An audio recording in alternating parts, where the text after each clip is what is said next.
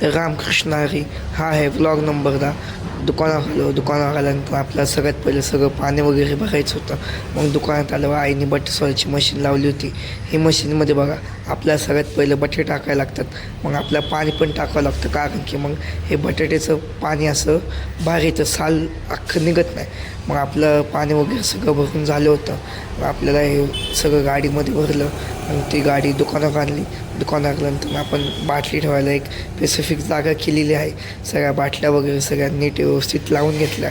त्याच्यानंतर आपल्याला गाडी पण नीट जागेवर लावायची होती. मग गाडी सगळी व्यवस्थित नीट लावून घेतली. त्याच्यानंतर आपल्याला आज नारळाचं पोतं पण आलं होतं. मग ते पण रिकामं करायचं होतं. मग नारळाचं पोतं सगळ्यात पहिलं फाडून घेतलं. त्यानंतर मग आपण एक करून सगळे नारळ ट्रेमध्ये भरले, मोजून भरावे लागतात.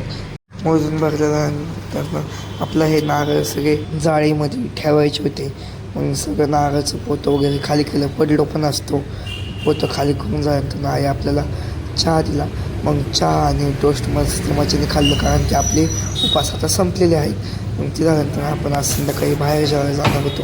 मग जेवायला आलो. एक पनीरची भाजी आणि बटर नान मागवलं होतं. एक नंबर असं मन तृप्त झालं सगळं खाऊन. खूप मजा आली. भेटू उद्याच्या ब्लॉगमध्ये. Bye bye bye.